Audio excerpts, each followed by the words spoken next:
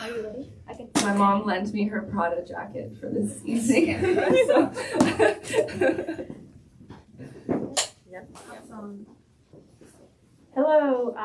Thank you so much for coming to Flyleaf Books to hear Tea talk about her new book, A Cigarette Lit Backwards. Tea is joined by our very own bookseller, R.C. Coleman.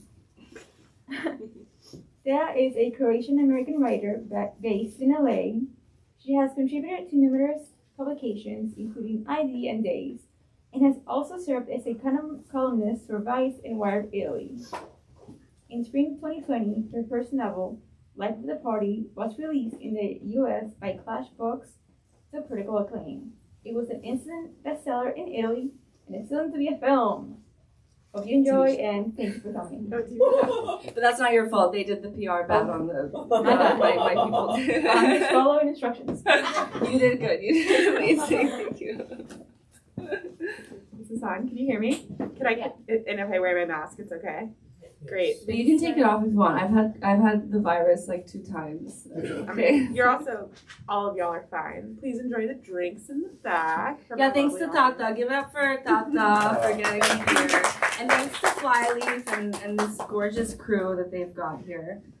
Anyway, sorry, I'm already stealing your job. Thanks for coming. We're going to chat like this, so I hope you're okay with that. Yeah, start us off. What made you write this book? Trauma. Yes. I mean, what didn't make me write this book? No, like growing up in Chapel Hill, before social media, when you had to like, if you wanted to be cool, you had to like prove yourself in a parking lot, you know? I think it's a really specific, special way to grow up, but then it's also not at all. But generally, the people that get to tell coming of age stories didn't hang out in our parking lots. So I thought like the people that hung out in our parking lots are either doctors or dead now. So, which is funny because like, why didn't the doctors help them? But no, but like all jokes aside, our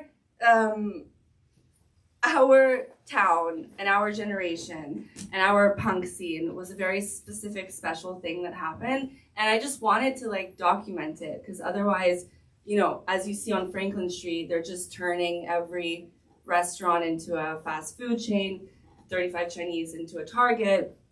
Cat's Cradle is still there, but you know, the world is becoming just this one big blob, and I wanted to capture our special blob that we had. I think that's a great way to talk about Chapel Hill, our special blob. Yeah. I mean, raise your hand if you still live here. Raise your hand if you were born here. Townies, what's up? Yay! I think reading this book felt like a love letter to Chapel Hill. And my first question for you, when I actually was thinking of what to ask, was what's your go-to sunrise biscuit order? I mean, I'm basic. Just a plain biscuit with egg and cheese, but I honestly prefer just the plain biscuit. I usually get the egg and cheese just to impress people. But I just want the plain biscuit, you know. What about you? The Bad Grandpa. What's that? Fried chicken, egg and cheese, Okay. and gravy on the side. That is bad for It's grandpas. bad. Grandpa. It's not good for a grandpa to eat something like that, I don't think. So the other big thing about this book that I was really interested in learning about from you is what it felt like to write as an adolescent, having, you know, autobiographical experiences. Can you talk more about that?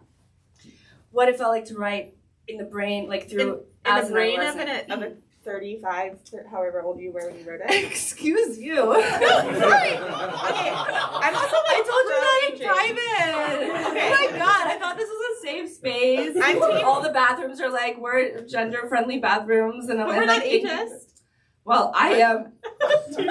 Okay. Anyway, I wrote this when I was like, I don't know, 32, and Which you still are.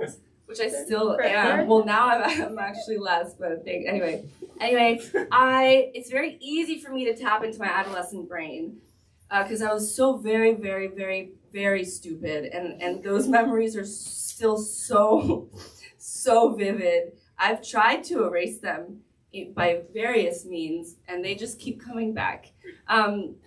So it was very easy to just tap right into that, you know? You just like put on the right playlist, you put on those songs from when you were the dumbest version of yourself, and you get cracking, you know? No, but okay, the first book, I wrote it from the perspective of like a 20-something-year-old who like, she was like very, very firm in her like dumb beliefs, but she was very firm. She like knew exactly what she was thinking, even if what she was thinking was wrong.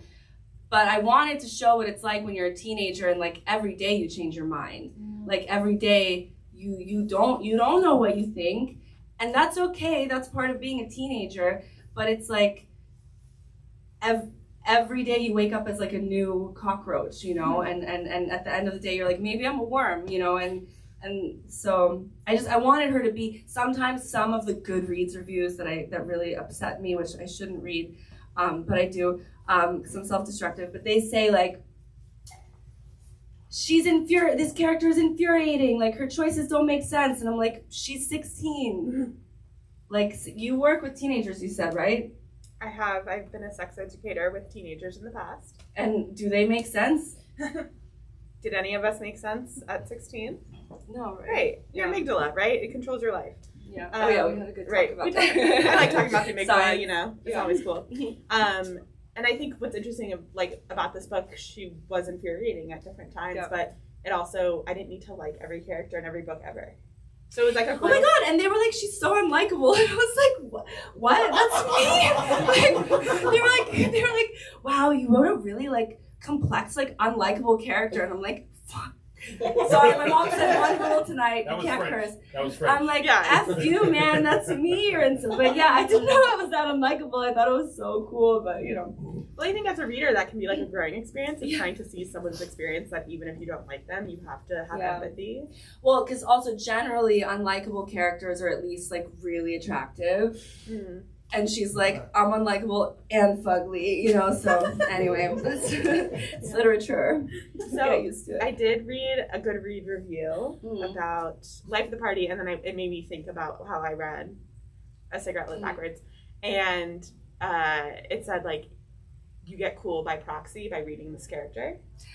That's a good one. I didn't see that one because I like stopped checking. Yeah, I'll send it to you. Okay, thank you. Just and it was like screenshot. this reader felt cooler by reading this cool person's book. Can you talk a little bit about coolness, especially because you live in a very cool place now? I mean, well, LA, I don't know if it's, that's a whole, LA isn't cool anymore, but we'll get into that. That's a whole other discussion. But the cool by proxy thing, I mean, that's what Kat in this book is trying to do. She's like, if I just hang out with the punks, if I hang out with the hardest boys, I'll be as hard as them, I'll be as cool as them. Or like if I go to New York and I visit CBGBs as if it's like some religious mecca, like I'll maybe suck up that energy of those cool people. And then you realize like you can't suck up the energy of the coolness around you, but by trying to put yourself through hell to be cool, you eventually do become cool. Just because like being cool means being someone who's like, that sucks. That's like you know, that's like what being cool is. Technically, like that's what people think being cool is, but then coolness doesn't really exist, you know. Aside from this Prada jacket that my mom let me borrow. But yeah, no, I mean, cool. I mean, Kat says in the book at one point, she's like, all I ever wanted was to be cool, and now I am cool. I mean, she lost everything to become cool, and she's like, now I'm cool, and I don't know what I want. And then the, you know, elder, the like 27-year-old in the book is like, honey, you know, cool is nothing, power is everything. Because the thing that makes you cool when you're young is the same thing that will make you a loser when you're older, you know. And that's really unfair, by the way. We should change like the physics of that. Can you tell me more about that? Because like, you know, I mean, and my mom was always telling me, she was like, bitch, she was like, sorry, that is not a curse word. Mom, did you say that? They say that on like the morning show. But she was always like, listen, I understand. She's like, I fell for your dad's beautiful long hair and look at him. You know, he was a guitar guy. He'd bring the guitar and he'd sing songs and he'd sing English American songs in broken Croatian. Like he was cool, you know, cool. No, but that is still cool. But she's like, don't fall for people's like studded jacket or like the way that they like, skip school or smoke a cigarette, because what's that going to be when they're 45? And I'm like, well, I hope they'll have a better studded jacket when they're 45. They'll be able to afford so many studs.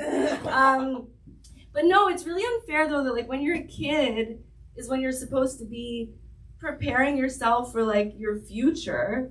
Like, as I was saying, like my friends are either doctors or dead, because like the people that like studied in high school, they're doctors now. We don't talk anymore. And then, okay, I don't talk to the dead people either, but I'd be hanging out with them now still if I could. But it's like, when you're young is when you're supposed to what? Prepare for when you're retired? Like, how does that make sense? That's not fair. Mm-hmm. I still do think that the bad decisions I made as a kid still make me cool now. But I'm also like 35 and wearing my mom's jacket, and so. I mean, you look cool. Thank you. Okay, that's all I wanted. Thank but also, you. like, this took long enough. Is this a bigger? I could have said that from. I looked at your Instagram. You look very cool on the We'll internet. talk later about this. I think that sometimes when we live in a place like Chapel Hill, that's pretty transient due to like the nature of being a university town. Mm-hmm. Our identity kind of gets lost in a place like this, and when your identity is forming at such a formative age, sorry, that's redundant. When you're a teen, it's hard to grow up here because of that. Well, because we were talking about coolness before. Like, okay, so when you're growing up in a town like this, you think that it's like super uncool. Like, how are you? I've got the people that I grew up with, and then this like new young punk here, Tyler. And so like, we think growing up here that like, it's impossible to be cool here, right? Because it's like being cool means living in New York or whatever. But actually, then when you go to New York, you're like, you guys don't know anything. Like, it's so easy to be cool in New York. You have all the, before online shopping, you have the shops, you have the concerts, you have the guy's apartment that he's gonna be the next big rock star or whatever. How do you be cool here in someone's trailer park and in someone's parking lot and in someone's like rundown Honda, those are the real life skills. That's why all the coolest people, that's why all the coolest people in New York are the ones that grew up in places like this. When I meet in LA now, the worst people in LA are the people from LA. I have one friend from LA, and like he's not my friend anymore. Like it's not. Flyleaf does not have a stance, has an endorsement on LA. No. This is your words, not ours, I mean, I don't even know why. I mean, I think the comforting thing about LA is that you have to drive, like it feels like driving to the strip malls. Yeah. So. Can you talk a little bit about some of the autobiographical components from this book, other than Nosebleed is right here. I hate Nosebleed. A lot of, basically, Max, we went to different high schools, so he only gets like a line, but we, as writers, we ruin people's lives for a living, and I think that it's a very generous thing of us to do, because whether you like it or not, you're going to be alive forever in that book. No, like everyone is, aside from the whole trippy dope thing and like various details, like various little plot lines, it's all based on real people I grew up with here. Dexter's Lab was a real thing, all of the kids were real kids. Some of them were like mashups, like you take like two people and you turn them into this little special monster and you rename them or whatever. But no, it was all real. And it was all like really that important to all of us, these little hierarchies within this like 30-person scene. And you've got your little local celebrities and you've got like the couples. I don't know, it's when you're that age, it all really does matter that much, But I don't know how it is now. In the book she's talking about MySpace, like, and that's like a early scary days. Yeah, I'm old. Days. And so I don't know now. I don't know genuinely if now being a teenager feels the same. I'm sure it's still little things are as important, but I don't know if you spend your whole week waiting to be in this one room, where there in that room you show off your outfits and the new like thing you learned from a music video or whatever. Now you get to do it online. So I don't know. You're a bit younger than me, not even that 2 much. years. 5 years, right? Yeah, that is a lot, but I'm on that edge of like millennial, maybe Gen Z. Is that younger than me, right? Yeah. No, but having to prove to people that you're cool in a physical way, having to like make eye contact with someone and like embarrass yourself in person over and over. It's kind of like being a skateboarder. You know, you keep falling, you keep like breaking your bones, but you keep doing it because you're like, being a skateboarder is so cool that I will die for it. And that's what trying to be like a cool, like a punk kid or whatever is like. But now, you know, embarrassing yourself over a voice memo, it's like it doesn't, I mean, okay, you can get canceled now. That's another thing. But I don't know. I feel like the stakes are lower and the payoff is lower. Now it is? Yeah. I don't know, but you know, well, I can be wrong too. My sister looks skeptical. Yeah. Do you think the stakes are bigger, sister? I think it's a much more dangerous time to grow up in right now, I would say. Because you can get canceled. I would argue that previously, whatever mistakes you made would sometimes be forgotten. They would be remembered by a few people that were there, but they were not immortalized in the same way that mistakes are immortalized today. That's true. And this is also assuming that if you make a mistake, it's black and white and it will destroy you or give you life, which if we think of mistakes, they are opportunities to grow, or, you know, and if our culture, like if we didn't have cancel culture, we could say like people make mistakes, they grow and they move on, right? No, but that's a good point, because like I'm so, probably the luckiest thing in my whole life, like including you guys immigrating to America during a war, was that there are no pictures online of me from my adolescence, that I didn't publish anything I wrote online. That's probably the best thing, that like the biggest good luck. I mean, I can just like burn a yearbook, you know. I was asking Miss Maxwell if we can burn all of them. Yeah, I was gonna say. She's like, I retired. She doesn't have the keys anymore. So Did you also go to Rashkas? Huh? Did you go to Rashkas? I went to Rashkas. No. Oh, sorry. That's where I went. Yeah. We said we weren't going to do this whole thing where we're going to be like, do you know that Did you know Josh? Sorry,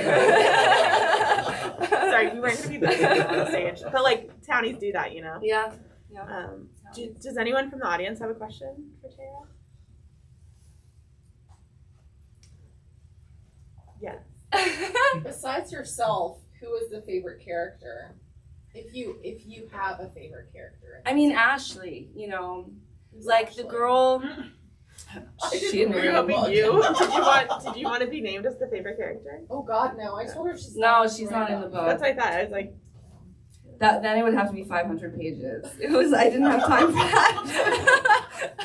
Oh, it's Catherine. Hey, Ashley, because you know Ashley, but Ashley, Ashley represents like, you know, the hot, cool girl, the one that has the boy. That's the thing about like when the things that make you cool as a young person make you a loser as an old person. The types of girls like Ashley, the ones that actually get everything when they're young that you want as a girl, which is like to be with the hot guy and have like the boobs and whatever.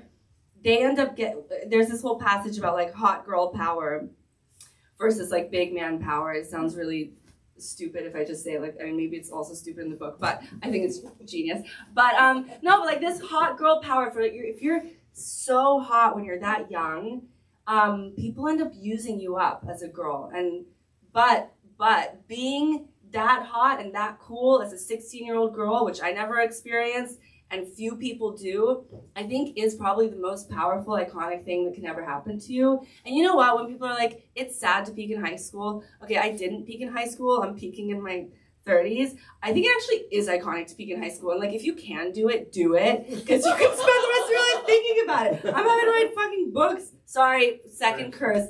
Jesus. You know, I'm having to write books to like get revenge on people in high school. That's sad. It's way better to just be the cool person in high school. That's a bit, I would think that that's a big. That's just propaganda. People try to make writers like seem like cool. We're just so bitter. That's it, man. Do you think that the Ashleys of the world who peak at 16 think that they're that cool? I sent the book to my Ashley. That's a power move. And because Max told me how she's doing. She has kids. She's doing so well. So she's one of the few that actually, you know, has like a life. And but she was like, whoa, you make me seem so cool. I'm like, are you crazy, man? I was like afraid to talk, like, you know, when you're 16 and you're talking to an Ashley, and again, and this, you know, when I see movies like Mean Girls or whatever, I'm talking about the real cool girls, like, you know, punk girls, not, you know, as if That's the other stupid. You think I'm still brainwashed, as if the popularity within a subculture is any different than the popularity within preps or whatever. They're all Regina Georges. It's all the same. But you know, back then, that fear of like talking to that Ashley, I didn't feel that when I met like celebrities. Like, I don't care. Like, no one compares to the Ashley when you're 16. No one. But anyway, she read it and she was like, yeah, you make me seem so cool. And I'm like, you know what? You're still being such Ashley by saying that to me. Downplaying your coolness is so cool. I know. And you can't teach that. You can't. But you can steal it and put it in a book and then get the credit. And then you're cool. And then you can get the credit for it. Anyone else from the audience wanted to ask it? Yes, the well-dressed one. Thank you. well, this is not a question, but before I came over here, I read a few articles about you, and I read some like biographies and things, and I thought, wow, she seems really cool. Seems. Nothing And now, what do you think? Oh, Yeah, you lived up to the expectation, Yeah. and then some. okay, thank you. Well, you know, press is dead, so all press is just people. You mean, The so circle it's the jerk. person who writes for press. Yeah. But thank you very much. I really appreciate that. I mean, at least the PR is paying off. At least it's doing something. I don't know if it's helping book sales, but it's helping a couple people. Don't ask me. I don't know anything about books. I'm just a bookseller. Yeah, you're just a bookseller and don't have no. I mean, book. Yeah. Anyway, that's my mom and I were talking about this on the way here. Like, being a writer isn't what it used to be. Being on TV isn't what. Like, we were talking about how like back in the day when I was growing up, like every night we would like watch the late night shows. We would wait for like the OC. We were all watching the same things, even if we hated them. I'm just now, oh my God, now I'm just one of those people who were like, back in my day.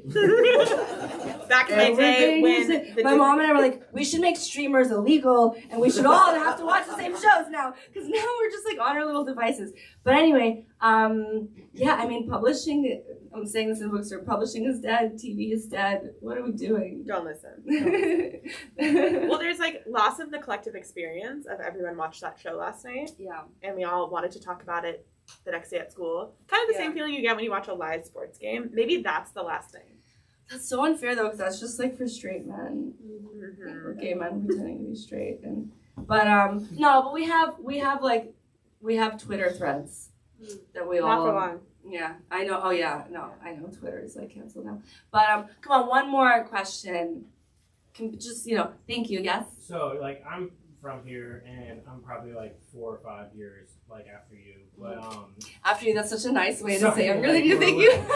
But it's like the scene that I grew up in was like really like influenced by like the PO kids, and it was like truly like it was like mythological legends, like, and like most of it was because like it was before MySpace or Facebook or anything. So the only thing I ever heard about them were like people telling stories about them, and so I got like so obsessed with this book reading it because I don't even know what most of them look like. They're just like an entity, like PO kids, and we're just like a eternal bad influence on like generations.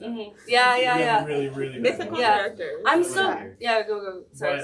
But so anyway, I always wondered like if like I feel like cool groups like that are as like legionnaires that usually do drugs and get messed up to like be in a band or like do something kind of like creative, or there's something that like outlasts them or whatever. Is there any sort of like artifact from the PO kids, or is this book kind of the only thing like that? That's the thing. Okay, first of all, I'm so glad that you said that, because I always wondered if like anyone that wasn't part of that even knew about that, because again, first of all, I was a poser in that scene. Like I wasn't allowed, Mom, I wasn't allowed to hang out with those kids. I did, but I had to like skip school and I had to like sneak out, and I didn't really get to truly be a PO kid. Like I dated the PO kid, but I wasn't, these two more are. But to me they were legends. So knowing that they were legends to people that didn't even ever, really hang out with them, that's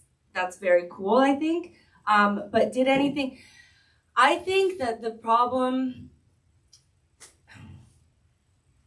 I mean, yeah, there's always drugs in rock and roll, but I think that scene specifically, like, it just got overwhelmed in one moment with opiates, that like no one, they barely made it out alive. Like, it was really sad. Like, they were all like in bands. In my first book, I have like a little passage about the street scene and how there was like practice space down there, and like everyone was in like a, you know, a dumb little band, and like they were all so hot, and like they could have made it, you know. If you're just like a hot guy in a band that sucks, like you make it, you know, that's like how it's physics. We've got a physicist here. But I mean, like a lot of them are all creative and stuff, but yeah, no like strokes came out of that. I think there were, in that case, too many drugs too soon, and they were all too young, you know. So like Dexter, I just found out from the Ashley person, he's gone, and his birthday was on the day that the book came out. Josh is a real person, he's gone, you know, a lot of them are, you know, so, but I'm glad they're legendary here. And that's why also I wanted to make it, I wanted other people to read about them, because they're important people. It's not just freaking Richard Hell, and like you said, I said freaking. It's not, you know, it's not just New York and LA. It's like Chapel Hill matters too. But okay, I'm gonna tell you guys, because like this is a safe space and a closed space. I mean, we're recording. Wait, where is this going? I don't know, Morella. I don't know. My mom might be watching. All right. No, I just want to say. Well, I'm talking to people. We are in the process of adapting this to film. So hopefully we're gonna be back here shooting stuff. If you need not sure. Not shooting. They all shoot in Georgia now, and they're like, we can recreate a Chapel Hill in Georgia. I'm like, I will rather shoot you. No, we're gonna. But no violence for the sake of Chapel Hill. No. It's not worth it. But you know, so hopefully we'll bring the legacy to more people. We have one question in the back, and then we'll come up. You said that you're glad your stuff was off social media. Hat tip to mom and dad, but you live in LA now. Yeah. So I've got a friend lives in LA, kid, you know, similar age, but he's not from there. I'm just kind of curious, because you hate LA people. He does too. I mean, how do you see it? Like why am I there? How do I see LA? No, I mean, yeah. I mean, how do you see LA, but you're glad that your stuff isn't on social media from when you were a kid? Oh, I mean, well, now I have to be on. Now everyone has to be on social media, and like to be a kid now, you have to be on social media. I'm just lucky that I didn't do that, because I was like, just like the worst. But okay, LA's all teens yeah. are the worst. No, but I was like particularly like dumb. But I mean, yeah, I was listen. I'm special, okay? I'm like especially bad. No, but I think that being, I don't know. I honestly. What are you glad wasn't on there or isn't on there? Just you know, we're all 16. Like, oh, what do you mean? What am I glad specifically? Yeah, I mean, I was 16 too, and I'm glad that. I mean, I cringe when I read conversations I had 2 years ago with people. Like I mean, I can't read my old. I just feel like we're all so embarrassing, and like, I don't know, just not everything needs to be like, okay, I was going through my grandma's. My grandma passed away, and I was going through all these letters. I found like letters my dad wrote to me when I was like 4. I found my mom's like old grades, and they weren't as good as she told me they were. So and yeah, I have all that stuff now. But you know, like, I don't know, things used to be more like mysterious, and I mean, now I post everything because I have to sell my books, you know. But like, and I want attention. But like, you know, before everything was just like, you know, you wrote letters, you had like a few pictures when you like dressed up and took a picture, and I don't know, now it's just like, again, like if I go through, my phone reminds me of stuff all the time, and I'm like, what? Why did you make a video about like this really sad month in my life, like with this background music, like what's going on? And like, if I scroll down on my own feed, because that's all we do, we scroll our own feeds, we look at our own stuff all day, or I watch my own stories. But if that is the case, then no one really is looking at your stuff to be embarrassed about. Yeah, but I mean, but let's not act like we don't, like, if you're dating someone new, like that we're not going all the way down and all the way down the people, you know, they dated and making fun. I don't know. I just think it's just like, as humans, something isn't right about it. I can't put my finger on what it is. Similar when like people are like pimping their kids out on Instagram. I'm like, I get it, you're paying the rent, but like, what if when this kid grows up, they're like, you know, when your mom tells one embarrassing story about how you pooped your pants when you were 12, no, 6, 13. Mom, You're like, Mom, but imagine if she made viral reels about that. You know, it's just, I don't know, there's something, but you know, it's over now. It's not changing. I'm just glad that I grew up when I did. That stuff, the really embarrassing stuff, I could do it in private-ish, and then later write it in a way I want to write about it in my very early 30s. Yeah, and your 30s here around the same. Yeah, did you have a question, Ms. Maxwell? I did teach TEA in 2nd grade, and I don't remember you having a passion for writing.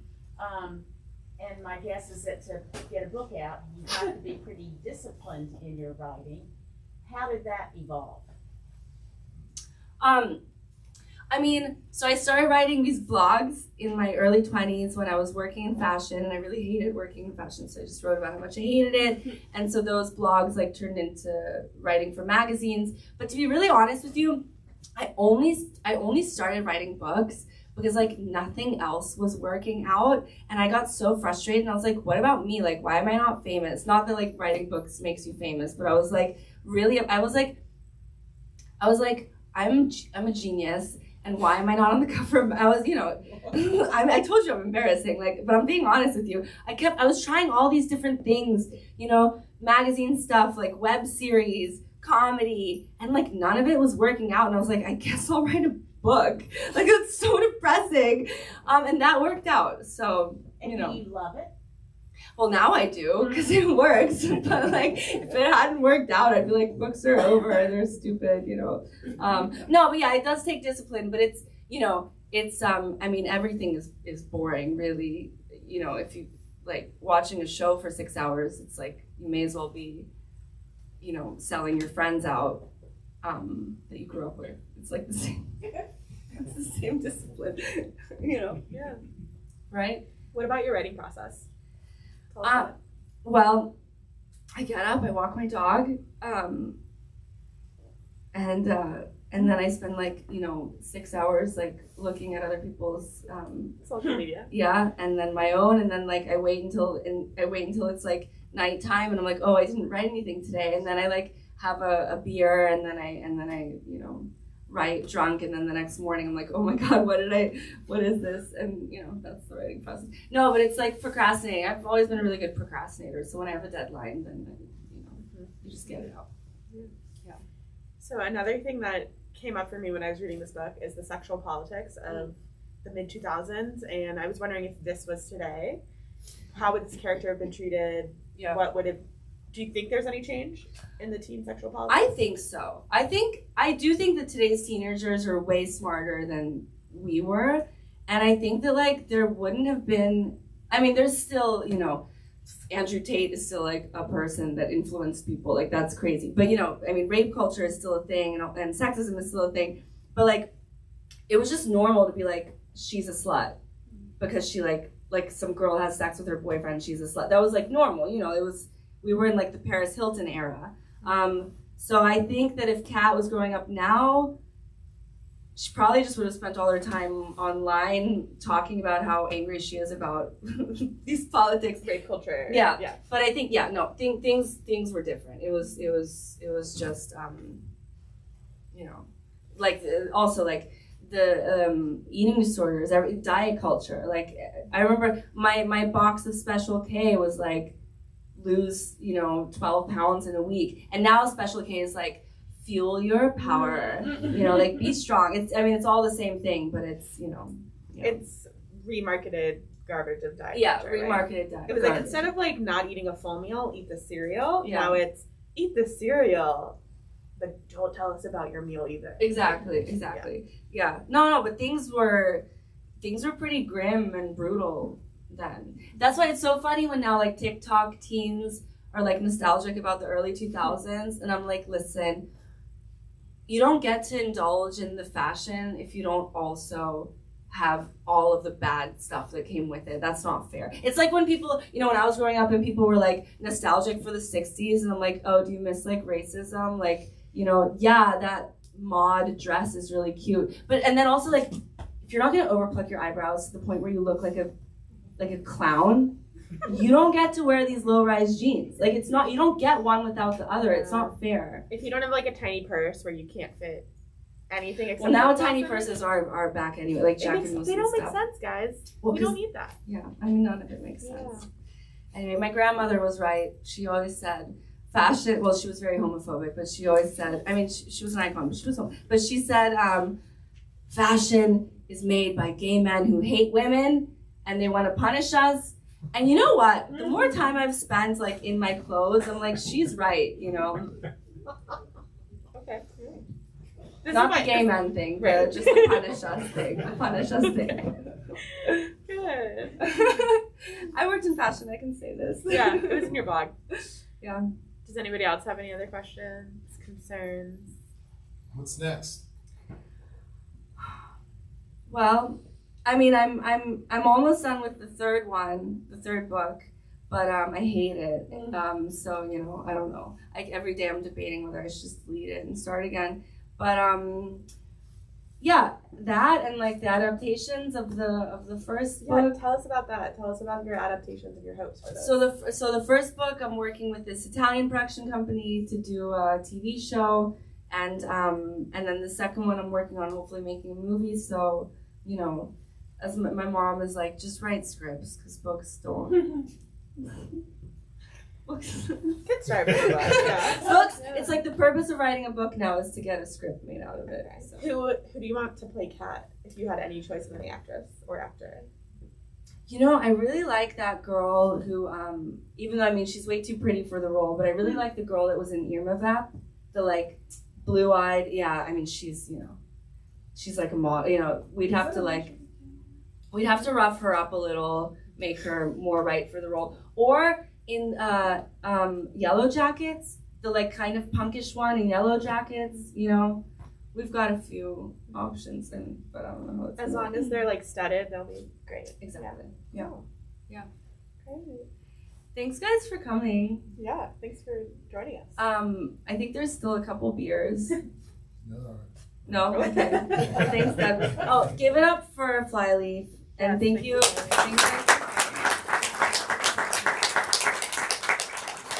everybody. If you haven't got your book signed, you're welcome to come do so. Oh, yeah, buy a book, please. And then I'll sign it. We have copies of both Life of the Party and a cigarette lit backwards. Yeah. Yeah, Thanks buy for both. coming in. Thank you. Yeah. Yay.